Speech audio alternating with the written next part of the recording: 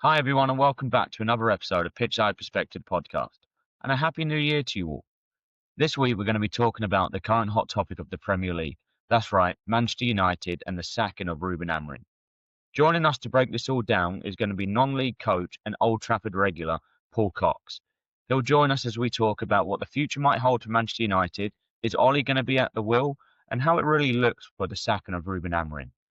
So sit back and enjoy this episode. 1, 2, 3, 4.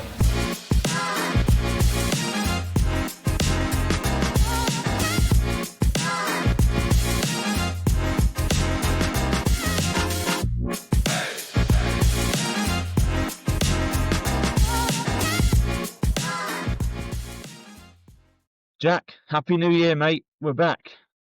Yeah, happy New Year. Good to be back. How was the Christmas period for you? Did you spend a lot of time watching the games over the festive period? Yeah, games are non-stop every day. Ashes on as well with cricket, so lots of sports going on at Christmas. Always good time. So then, if you got the Ashes on and you got the Premier League on, what would you rather watch? Depends on the game, but the Premier League, I would say. Yeah. How was the Ashes?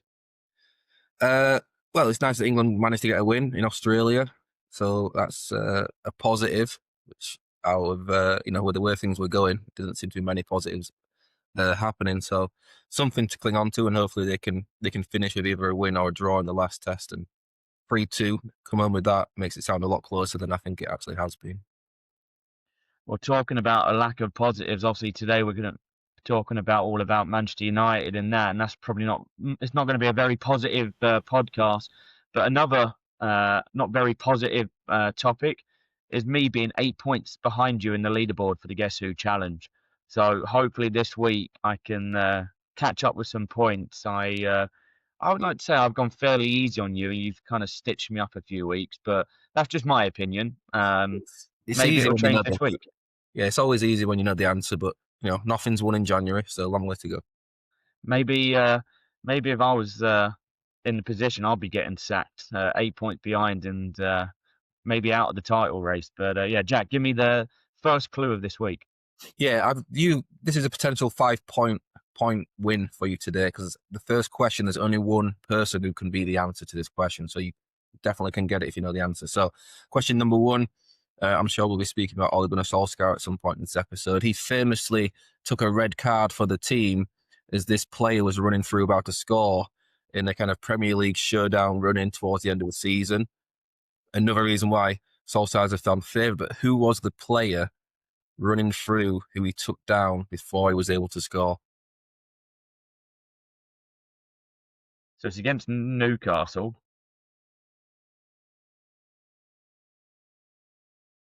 Don't think it's Shearer or anything like that. Oh, you stumped me on this one. And I know when it gets to the end, when the answer comes out, I'm going to kick myself. I'm going to throw... I'll throw Shearer out there, but I don't think it is. I think I'm going to have to rely maybe on a 4-pointer. So give me the next one. Next one is this player played over 700 Football League games with time spent in the Premier League at Newcastle and West Ham. Oh, Newcastle, West Ham.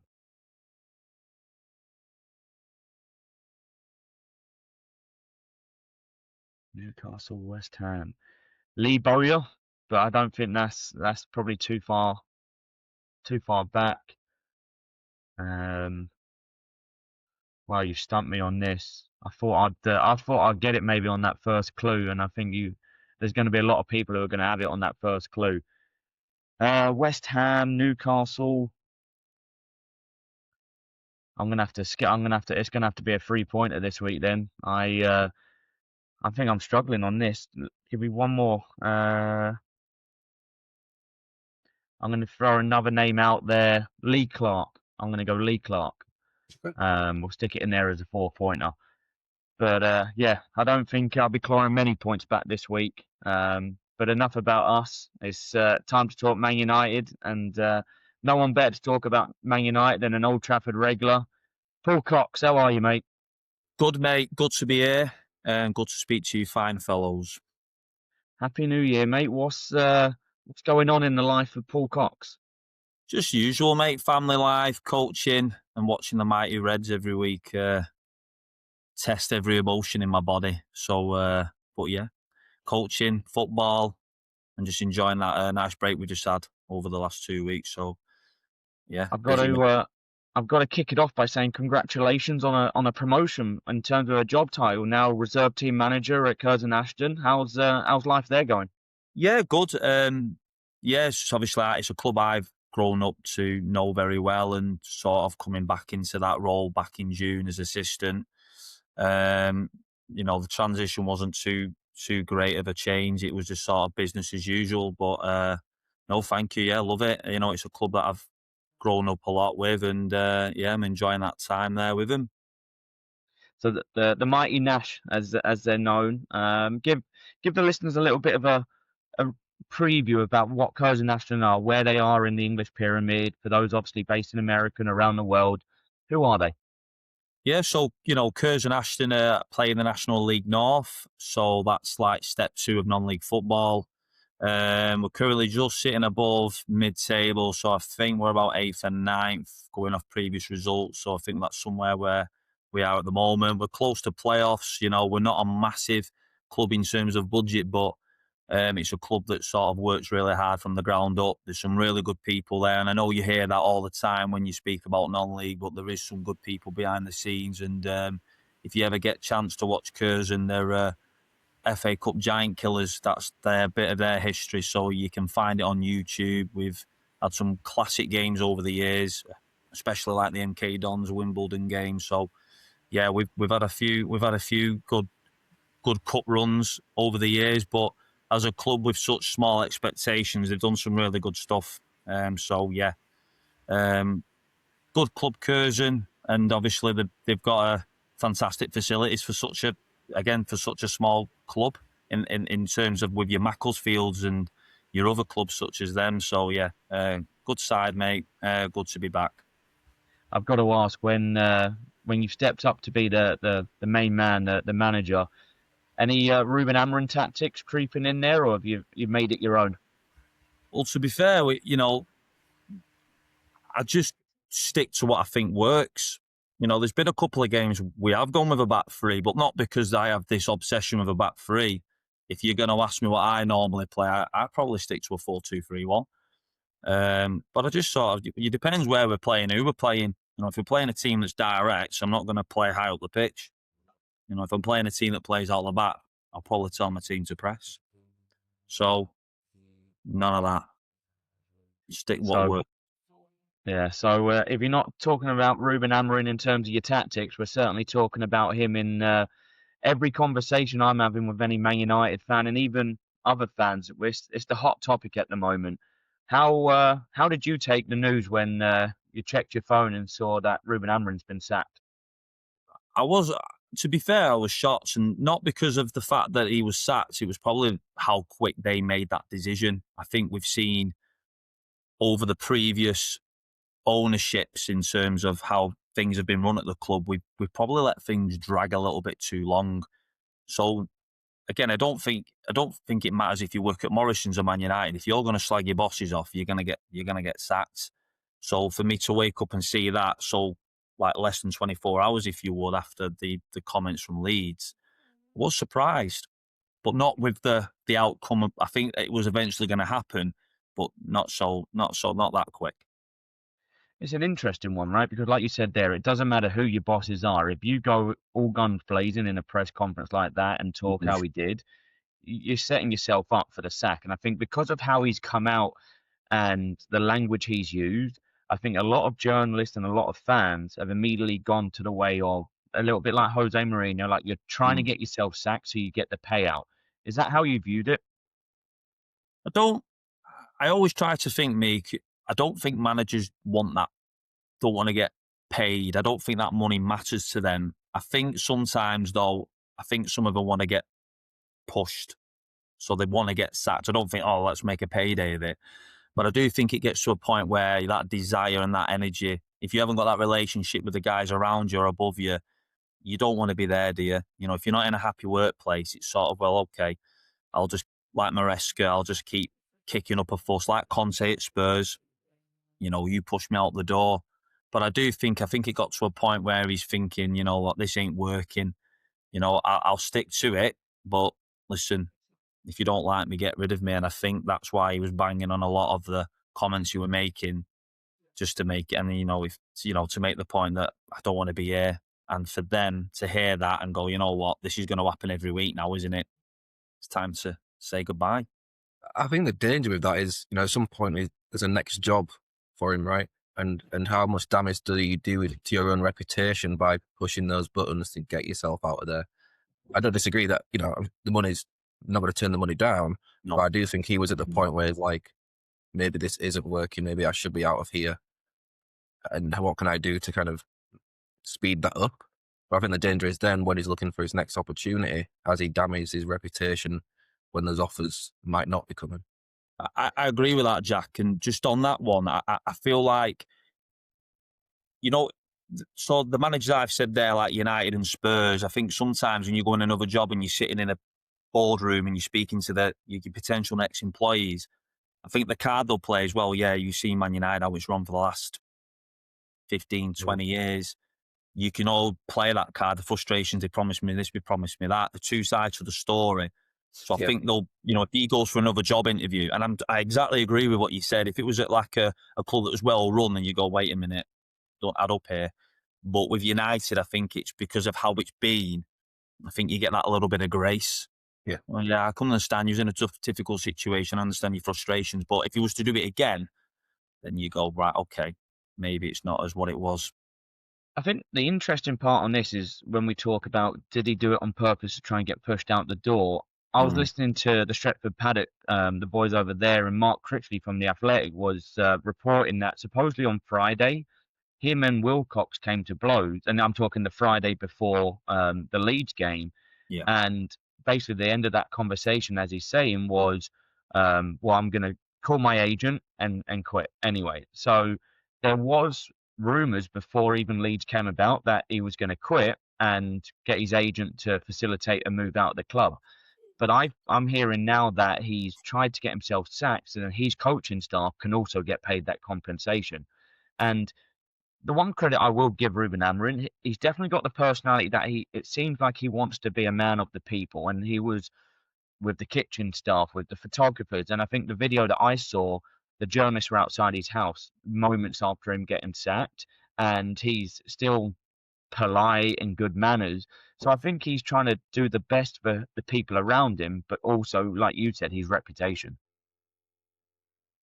Yeah, I think with Rúben Amorim, I think at a time when honesty sometimes is a massive thing for fans, and I think fans like that openness and that directness. So when you're hearing it as a supporter, you're going, yeah, do you know what? There's sort of no corners unturned or anything like that. I think you're sort of seeing with what you get. But I think it got to a point where, like you said there with Wilcox, that argument, I think that's been brewing over a long time. You've got to remember as well, I think if you're a sporting director or a technical director and you're watching a game, you're going to have an opinion on it. Just like us fans will watch it and go, because should he have gone back 4?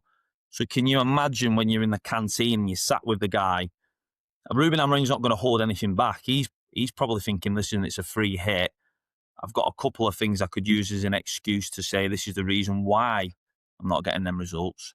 But if you're sort of determined to keep it the same all the time and you're not open to change, you've got to remember he's young, so he's probably going to be a bit stubborn as well. And managers need to be stubborn. But I think obviously that relationship's obviously been tarnished because Rúben's not really been one to jump on board. He didn't want to come straight away. And if you remember when he first came in, he weren't really happy with like all these interviews and the media spotlight, which comes with Manchester United. That's just the mantle you need to hold when you take on the role. So there's probably a few things there. And I think when it gets too much and the results and the media asking all the time 3-4-3, 3-4-3, and then you've got Wilcox saying it to you, tensions will probably go, mate. It's a ticking time bomb, isn't it? Like as you said there, the difference in the media in England compared to the rest of Europe, the rest of the world, it's a completely different ball game when you're a new manager in the Premier League. And this is where I do have a little bit of sympathy. he was constantly being asked the same question. And I think what has undone him is he got his words mixed up, and it was almost what he said 6 months ago didn't really fit with what he's saying now. And then journalists in the recent weeks have started playing on that a little bit. I mean, when we look back at his reign as Man United manager, where for you did it start going wrong? That's a good question, that, Stuart. I think when you look at last season, it was that bad, but you're probably looking hindsight now, looking back and thinking, well, you've got Rashford and Garnacho. Don't try and play him as a 10. If you haven't got enough 10s, don't put square pegs in round holes. Just maybe get some results, get some points on the board, get some positivity, that trust, and then you can start sprinkling in what you want to talk about, because then players are on board with you then, aren't they? They go, yeah, do you know what? We've got through that bit of a storm. Let's see what the guy's trying to do. And then you have your pre-season for that. So I'll probably think about when it weren't going well then. But what Rúben Amorim did do well in respect to that was players seemed to be on board with him anyway. So it's a weird one, isn't it? Because even though they were losing every week and not getting them results, they still had that determination, which we saw in Europa League. But unfortunately, we didn't get over the finish line. But to give you a really simple answer, I just think looking from the outside in on as the manager, how he's setting that team up, he needs to get results. And I just think that's where it let him down. And then give himself a bit of time, because, like, obviously the bad season now, starting this season, it was right, now he's got to do something. Whereas if it wasn't as bad last year, you could have maybe given him a bit more grace. Do you know if that makes sense with performances? Yeah. I mean, 38% win record, it's not good enough. So if you're looking at the top clubs in the world, Real Madrid, Barcelona's, if you're not winning and you're not performing, they get rid of their manager quicker than anything. So from that point of view, you've got to agree with it and for what you're saying there. But then when you're talking about the system, for me, I think it's gone wrong before he's even been appointed. He shouldn't have been appointed in the first place. I liked him as a person, as a coach, but, and it goes back to a little bit of like what Gary Neville's been saying a lot recently, like the identity of Manchester United has always been a back four, wingers, getting down the wing, crossing the ball in, attacking play. So I think personally it's gone wrong when the hierarchy, first of all, you got rid of Dan Ashworth and Ineos and all of that haven't really started very well. But now you're hiring a manager that you know is going to come in and completely change the system. And then also within that, a red flag for me is then the youth teams and the reserve teams don't also play the same system. So then in recent weeks, when you're having to promote these youth team players coming in and they're not used to playing in the system, what do you expect? So again, I do have a little bit of sympathy for Rúben Amorim because he's come in and clearly in the press conference, he's come in as a manager and now it's as a head coach. So how do you view maybe Ineos' role in all of this? Yeah, I think we always say as well, so if I can dissect it there, when you appoint a manager, that manager will sit in a room and they'll say, this is your squad. What are you going to do with it? What sort of, where do you see best place for it? And that squad at Manchester United is, you've still got like the odd Louis van Gaal player or the odd Mourinho player, or in that 10, you should have said. So, and these were bought by bankers as well, by the way, most of these players. So Ineos have had to pick that up. So the appointment of Rúben Amorim, if it goes right, we're sitting here going, oh my goodness, the geniuses. They've seen this young manager, he's come in, he's, wow, what an appointment. But it hasn't worked like that. And I think, and I was having this conversation yesterday, when Rúben Amorim in his first month, and I mentioned before about the press conferences, and he was saying, oh my goodness, it's so, you've got to, I think that took him a little bit wayward in regards to thinking how big that job is and how many people do you hear say that. So I think Ineos needed to get somebody, for me, who's experienced, who's used to the media, who's been around a couple of clubs. We've done that before, and people say, well, you've done that with Van Gaal and Mourinho, but that was under Woodward. You're dealing with a guy who's probably never kicked a ball, whereas these guys have had some involvement with football. So I think they just needed to go down that route. And it's easy to say that sitting here now, saying they should have done that. But United is it's not an easy job, and that squad's not easy. You're thinking of wing backs. I'm looking at Dalot. He's not a wing back. He doesn't beat a man. He doesn't get in behind. doesn't put enough crosses in the box for me. So then you're looking at a guy who's coming in who plays that style of football, but the profile of plays don't match up to what you're bringing in. So it might have been where they could have just took a bit longer before making that decision with Rúben, because he didn't want to come in, did he, initially?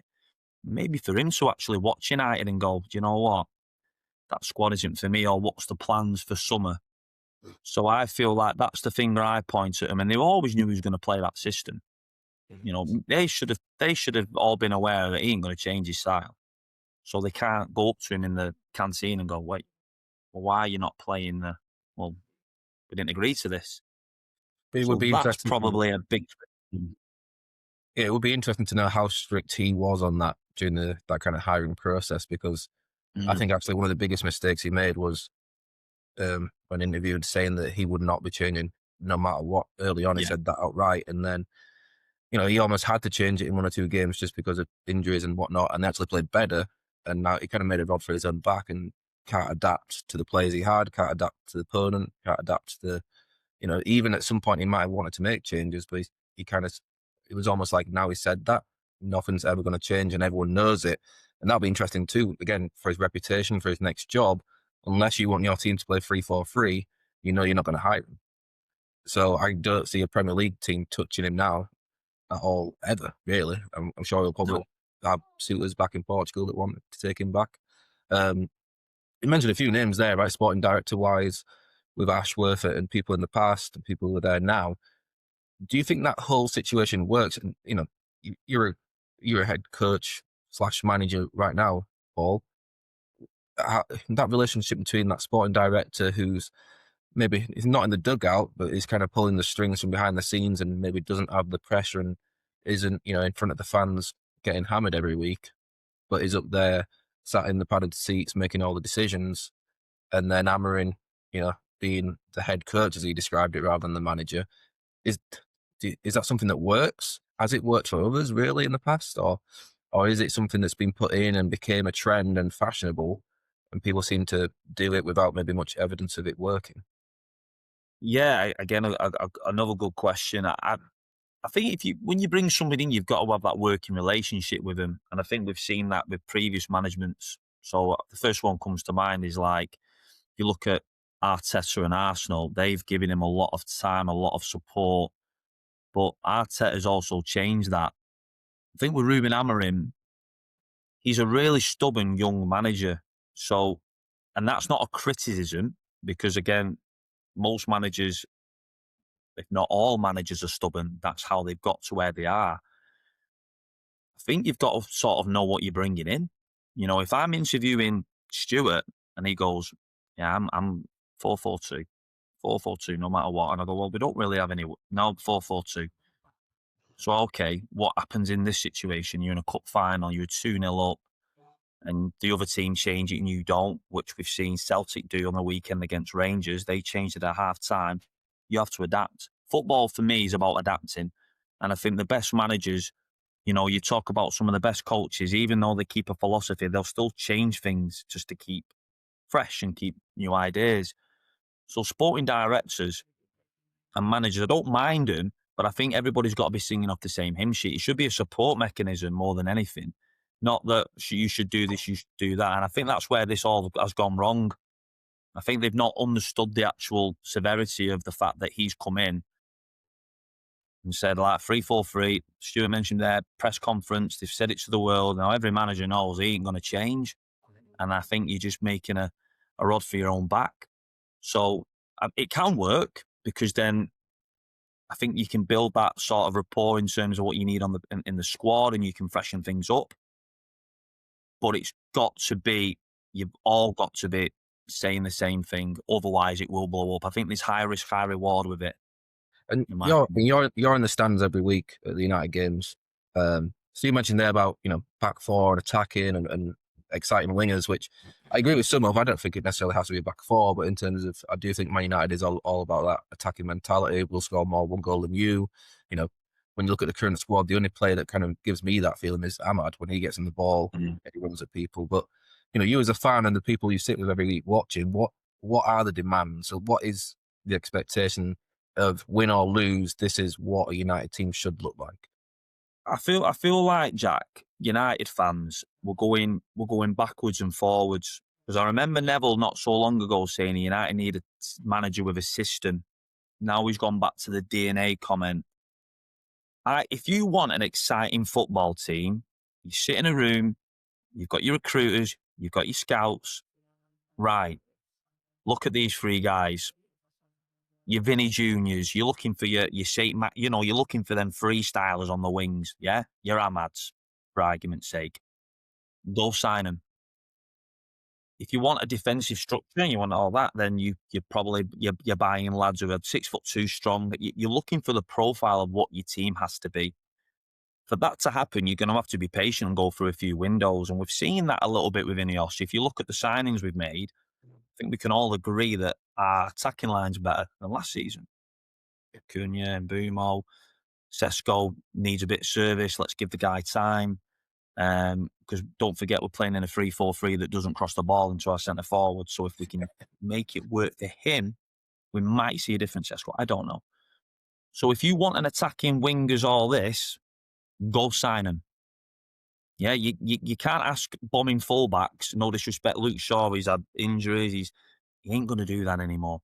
Dalot's not going to do that anymore. Well, he doesn't do it enough for me anyway. But if you look at Dorgu, he's still young and raw. I think he works really well between both boxes. Just that final third he needs to do a little bit, but that will probably come with time. But that profile there is promising. But if you want the here and now, it's going to cost you a lot of money. Yeah. Or if you want the maybe next year, then you sat by in a midfield and you put all your money in the left back. They have to make a decision. But from me, if you want that football, you have to buy them players. You can't just, because if you think about the managers we've had, they've all had different styles. 3-4-3, Ten Hag, he sacked his system after 2 weeks. So he went to a pragmatic, and then it was counter-attacking football, which was reminiscent of Solskjaer. And then you had Mourinho, I can go on and on, Van Gaal, possession. So let's buy players that fit the DNA of what the club want. Easy. So is the final answer then on why Man United aren't where they should be down to the recruitment? Yes. Yeah, I agree. I think in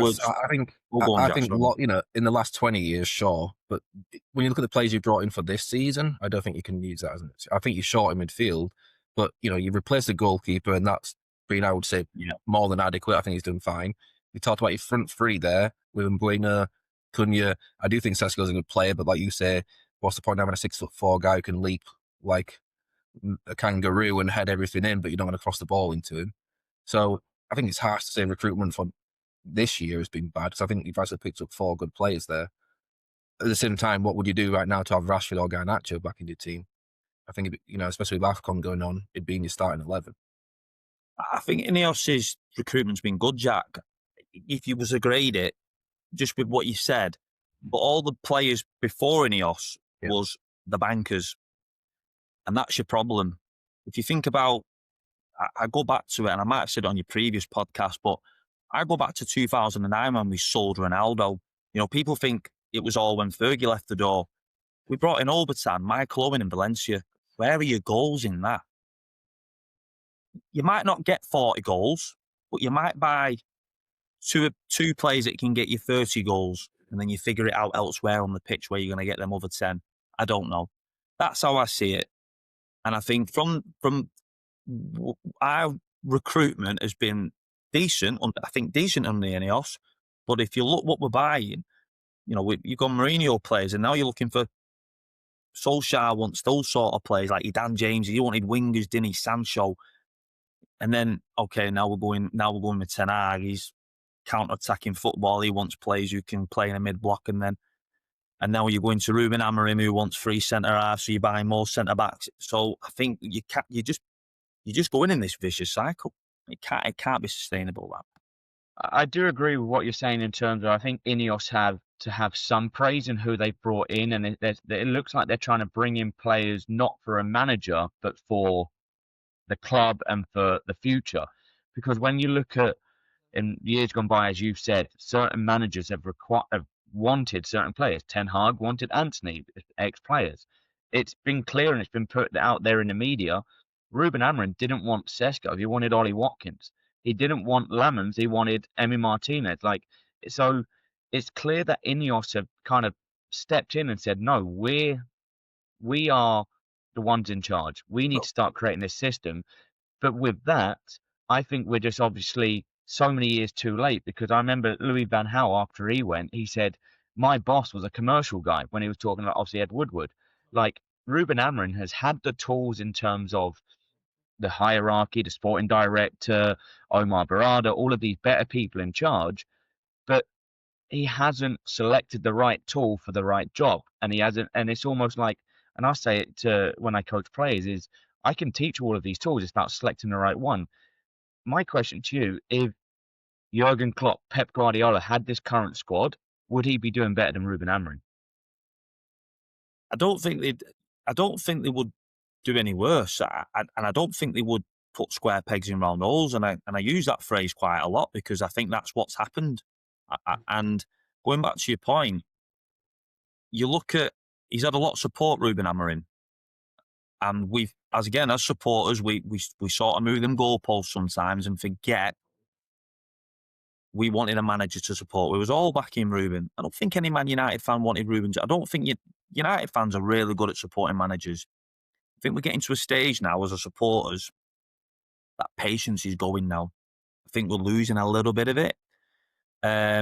So when it's not progressing or you see some glimpses of improvement, you're waiting for it. And we've seen the good, the bad, and the ugly with Rúben Amorim. And again, I think I said that on your last podcast. I look at the Villa game when we lost. I thought we looked okay, but then you watch the Wolves game and you're thinking, where's that tempo and rhythm? The simple answer is you need to change it, because every team knows how to play against United now, and that's your disadvantage. But I think Do you think Rúben I should was have. going to say on that though, Cox. I was going to say on that. Do you think that's down to Rúben Amorim's young stubbornness? Earlier you mentioned about him being young, and it's a stubbornness to maybe change in those moments, because, like you just mentioned there, like the Wolves game, you need to be changing your system to go and win that game. The game against Everton, you're playing against one striker because they've got 10 players, but you're still playing a back three. So your point on there, do you think it is his young stubbornness that has cost him effectively? Yeah, I do. I do. And again, I don't want to say it because it's easy for me to sit here and say, well, should have done this, should have done that, but just change something. You need to change something. If you're chasing a game, put another attacking player on. All right, get wider so your fullbacks or your wingers can get more crosses in.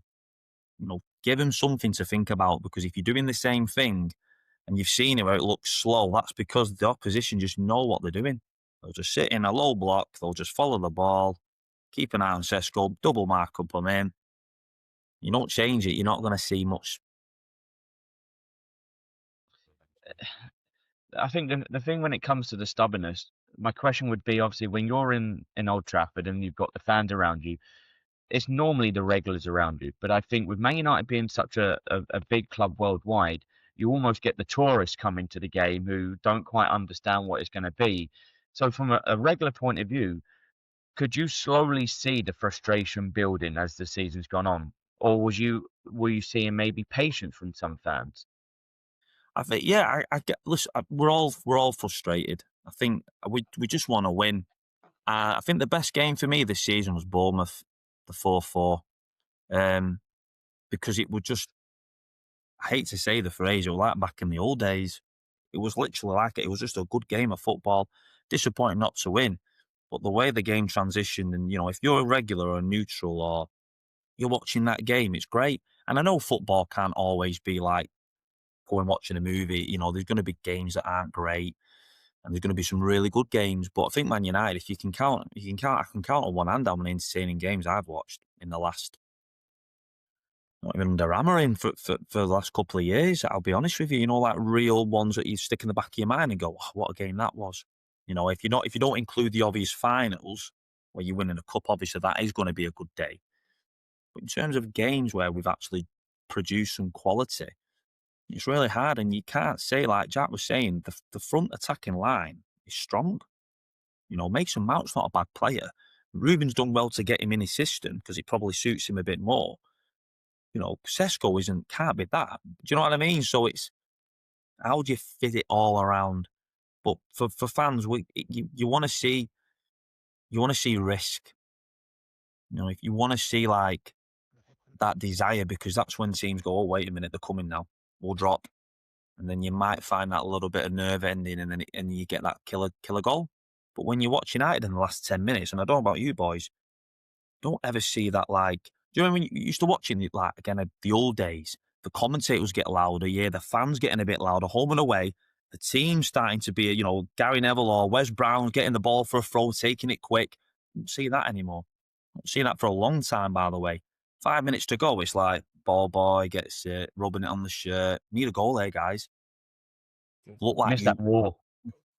Exactly, the battle, and it has gone for a very long time. I was going to say, go on, Jack. I was going to ask, again, from kind of like the stands point of view, this whole situation with Kobbie Mainoo, how's that played into things? If they, I don't know if people are picking sides, but if they did pick a side, were they on the player side, the coach's side? What are your thoughts on that? When you're not winning football matches, the answer is always on the bench. If United are winning every week, no disrespect to Kobbie Mainoo, that would not be an issue. Yep. I think Kobbie Mainoo is a good player from what I've seen. He's still young. But give the guy a go. I watch the games and I look at Ugarte and Casemiro in the middle. They're not technically great players. They're used to playing in a free, aren't they? They're usually guys sitting behind the guys who can play. So then you're asking the guys who do that to play next to each other. I know he's injured at the moment, but put Kobbie Mainoo in there. I just feel like, there's a lot of frustrations because he's a young lad in his academy and that's our tradition. That's the heritage of the club. But I don't know what he's done wrong to not play. I can name you 6 or 7 players, that are playing that aren't doing their sort of role, but they're still playing every week. Do you get my point? Yeah. I think it goes back to what he's doing. I don't know what he's done. It's sad. I think it goes back to the system in the sense of if you put him in, I don't think you trust him to play next to Fernandes. And so because he has to play that shape, he wants a defensive-minded midfielder in there. Whereas if you want to get your best players on the field, you could put Casemiro with Mainoo and Fernandes if you're going to play. There you go. But and that's your answer, Jack. That's your answer. I'm going, how can I dominate in the midfield? I'll shove another one in there, and I'll just play 3 up top. Wingers, 2 wingers. When you look at the players that Man United have, you think, well, that'd suit a 4-3-3 pretty easily with those 3 midfield and Sesko, Bueno, and Ahmad on the wing or Cunha, and then you have your back 4. It's normal. You're not asking Luke Shaw and Dallo to get to the end line so much. That's, I guess, the strange thing is being so stubborn on playing a shape where it looks quite obvious that it would work in a different formation. And you'll see Fletcher do that tonight or whenever this gets released. Well, I was going to say the writing is on the wall. Whether it's Fletcher, whether the rumours are true that Ollie's coming back in, the writing's going to be on the wall that we're going to play 4-3-3 or some system of that. Kobbie's going to come in, he's going to boss it, he's going to make the England squad, and everything's going to look rosy. Exactly. But correct. It's my question, and obviously you're amongst all the fans, has Kobbie Mainoo tarnished his name a little bit? I think, I mean, the brother shirt thing, the free Kobbie. I mean, I don't have any siblings, so like brothers or sisters, so I wouldn't be able to know what it feels like to have him around me. But I'm pretty sure that they care for him a lot. So if he was in his little small circle, they're probably frustrated for him. But there's ways of doing things, isn't there? When you're in the limelight and you have that responsibility, you don't need that. Maybe that's a bit of a slap on the wrist, and maybe hopefully somebody at the club's put an arm around Kobbie, especially post Amorim going, and just saying, listen, we know you're frustrated, but there's ways of doing things, isn't there? Do you know what I mean? So I don't think it's tarnished him. I think, like you said, Stuart, I totally can see that scenario. As soon as he comes on or he starts and his name gets on the tannoy, you'll hear a roar, because he's not done anything for me to be dropped. But again, it's the stubbornness of the system that's killing him. And that's not fair, because how do you explain that to a player when you see, Ugarte? I think Kobbie Mainoo, I know he might be not the best, but at least when he's got the ball, he could make something happen. And I think that's the frustration. But I think it'll all be under the bridge, because obviously with everything that's happened now, people understand it now more after the from the Amorim action. And it depends what happened next. Like, to your Mm. point, Stu, if they go on a run and get some good results and he's playing every week and playing well, then yeah. But if he doesn't, then all of a sudden this other stuff might raise its head a little bit more. But winning, Yeah. like most things in football, right? Winning solves everything. So I was Yeah. going to say, I think when we're looking now towards the future, we've just obviously spoken about the past. If there's one person to come in and bring a feel good factor back into the club, and for the players like Kobbie Mainoo, there's only one name temporary, and that's Ole Gunnar Solskjaer. You know that's what you're going to get with him. Are we going backward maybe to go forwards, or is there no forwards with Ole Gunnar Solskjaer? I'm not sure, but you definitely know that if he does come in and the rumours are true, he can get the best out of the Kobbie Mainoos and people like that. Yeah, I mean, when Ollie come in as an interim, it was a really, really clever choice, because we just needed that feel good, because of obviously we get into that cycle, don't we, of the negativity. I think he will. Personally, for me though, if I to take my emotions out of it, I don't think bringing a guy you sacked is a good thing, and I don't think that'll affect the players, but I think if there was a joint interim where if Fletcher was alongside him and it was like a Solskjaer Fletcher thing or a Carrick Solskjaer thing or whatever, that's okay. I mean, I wouldn't be stood there going, "Oh, Ollie's back." I love Ollie. We all love Ollie, But what the football club need to do now is think about how they're going to get a reaction. We're not that million miles away from getting in Europe. We're actually okay in the league. It's not like doom and gloom. But we need some stability, and we just need to we need to have a good 4 or 5 months now of just going forward. And like you say, if Solskjaer's great with the young players, and I'm sure Kobbie will thrive off that. I'm sure Solskjaer will do a great job if he was to come in. But I just find it a little bit. They need to make sure that whatever they decide to do, that they stick with what they're doing, if that makes sense, and not like the Amorim situation, question it 2-3 months down the line, like with the Ashford appointment, and then go, "Oh, wait a minute, don't like this guy now.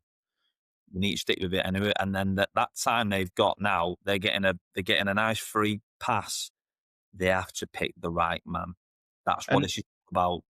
I was going to say, is this a sign that Ineos have learnt their lesson of appointing Rúben Amorim halfway through a season when he said, "No, I need to come at the end of the season," so you have that full pre-season? So is it Ineos learning their lesson, going, "You know what, we'll put somebody temporary in charge and then hire a manager in the summer"? Or do they know who they want and potentially he's not available now, but he will be available in 6 months' time? I think you're right on both points, to be fair, Stuart. I think that they need to take the time with it, because they rushed with Amorim. Again, it looks like a young coach coming in, and if it does well, you look amazing. You look like you're the most intelligent structure going. I just think they need time. They need time, because you know yourself, boys, as football can change very, very quickly. There could be someone available in 2 months' time. That person they want might be taken in, or it might not be going as well. Glasner's get his names thrown about, but then you're still going to have a 3-4-3. Is that what you want? Again, don't know. Can Glasner do that with the players he's got there? They need to think of all scenarios, and it's hard because there's no guarantees, but they've got plenty of time, Stu. And like you said, they've learned a lesson. I hope they've learned a lesson, because there's no pressure now. They're getting interim in. Everybody will get behind Solskjaer, Carrick, whoever it is, Fletcher, will all be behind the guys. Just give yourself some breathing space now to go and look for somebody, because we all need to know. Yeah, you mentioned a few minutes ago, obviously, the questions around bringing somebody you've already sacked back into the club. But my kind of like retaliation on that is the people that sacked Solskjaer back then weren't Ineos, weren't Jason Wilcox, weren't Omar Barada. It was the wrong people in charge there. So when you look at Man United and since Fergie, if he put a bang average squad in second place behind a very good Man City team that year. So is Ole Gunnar Solskjaer maybe deserving of a little bit more of a chance here? Yeah, I mean, the Solskjaer thing for me was, it was, you are right, it wasn't obviously an Ineos decision. I think most of that squad was a Jose squad, but the problem with Jose is it just went plummeted, and you probably felt that around the building. Solskjaer's lifted everybody up. He's probably thinking, I'm only here for the whatever months I had up until the appointment was going to be before he was appointed. So it was all like, let's go for it. And Solskjaer did very, very well. Counter-attack. People forget we actually played a back five most games back then, and we just burned teams on the counter. I wouldn't be opposed to Solskjaer. I just find it a little bit, what I'm worried about, Stu, is if he does really, really well and then they hire him again and it just doesn't go well. And I know you can't predict that, but I don't want it to be off. And I'm sure they won't, emotions. So, listen, if he comes in and he gets us in Europe, amazing. But that's where it should finish, because they need to make the right decision. They need to be really, really crucial in that. So Solskjaer coming back, I just find it a bit odd. But you are right, I get that. I just hope he's got maybe some fletches in your character around him. Why not? So as we wrap up this conversation, I'm now going to put you on the spot. Jack, I'm going to bring you into this as well. I'm going to give you both 10 names. So 10 potential managers that could take over. All I want from you is a straight yes or no if you would have them as Man United boss. So I'll give out the name. Coxie, I'll let you answer every name first, and then Jack, you can go second in all of them. So I'll throw it out there now. Antonio Conte. No. No. Kieran McKenna. No. No. Zidane. Yes. Definitely yes. Don't know why it took so long for him to answer that one. Roy Keane. No. Till the end of the season, yes. Glasner. No. No. Gareth Southgate. No. No. De Zerbi. Yeah. No. Solskjaer. No. No. Uninspiring. Thomas Tuchel. Yes. No. Unai Emery. Yes. Yes, and that's who they should be going after. Yeah, and I agree with you, Jack, there. But I am going to say, Jack, you're a little bit on the fence on a few of those. And Coxie, I feel like you were biting your teeth on a few of them. It's about Any of when you go those- through those names and you realise you've only said like yes to two of them, and then you look at actually Man United. Unai Emery, for example. Yes, in the past, Man United could pull him out of Villa. Do they still have that power to get him to leave Villa and come to United? Unai Emery would be my choice. But I just don't think it's a foregone conclusion that he would want to leave somewhere he's Yeah. having success and they're in a good place to come to United, which are not. Yeah, it's Yeah. definitely a tough one. Emery and Tuchel, if you was to, out of all them names, those are the two, if I could pick, those two would be, I'd get them in a ring, and whoever could fight it out can get the job. So Those are the then two. my last question for you both then, was there any name there that I didn't mention that would be your number one choice? Realistically. Yeah, we're going realistically. So Alex, You can't say Mike Bassett. Well, I'll throw one in there. It wouldn't be my first choice ahead of Unai Emery, but one that you didn't mention that I would say yes to would be Diego Simeone. More so because I think it'd just be box office, just entertainment wise in the Premier League. Him, just chaos. Yeah, I'd have him in. I think Simeone's a great shout. Whether you get, I think you'd have to. But then again, they'd have to sit in a room, tell each other what the favourite colour is, what the favourite dessert is. You'd have to know each other like better than the families for that to work. And I think that's for any manager, I think, going in there. It's a good shout, that one. Simeone, yeah. Simeone, Tuchel, or Emery. I think them three, that has to be high priority. Whether they'll get them, like Jack said, people are comfortable, aren't they, where they are? Do they want to risk it? But, Man United is if you get it right, and you're the guy who gets it right, you are going to look very good. Would you have Xavi? Yeah. I watched that Barcelona documentary. I was quite surprised how good, not good, but how sort of his work ethic is. I liked that. And I think obviously when you manage at Barcelona, I think that transition to United won't be so different in terms of what the fans desire, because he's very, very passionate in that respect.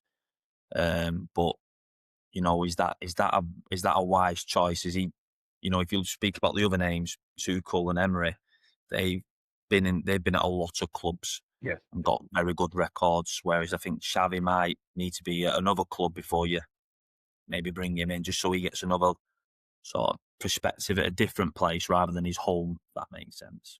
Yeah. Just going to drop it in there. Little birdie tells me that he's currently learning English as well. So I don't know if that's a little bit of a rumour mill there. But Yeah. And I've heard Paul's learning Spanish, so he might be on the move as well. Well, I've got to say, Cox, it's always a pleasure getting you on and talking about United. Hopefully, the next time we get you on, we're talking about the positive United that we've just won the league. But that might be in about 5-6 years' time, Yeah. maybe 10. But before we leave, Jack, just remind the listeners of the first 2 clues, and I'll see if I can get it on clue 3. Yeah, so the first clue was that this player was the player running through when Ole Gunnar Solskjaer took that red card for the team in that kind of Premier League showdown. The second clue was that this player played over 700 Football League games with time spent in the Premier League at Newcastle and West Ham. The third clue... Before you go on to the third clue, as the episode going, I know I said Lee Clark. I think I've got it now, but I've just said the wrong person, and the answer is in the name I said. But go with clue 3. I think I know who it is now. Okay, he was a member of the 1998 England World Cup squad and gained a total of 21 England caps. So I think I made the mistake with the word Lee. I'm going to go with Rob Lee. Okay, Rob Lee.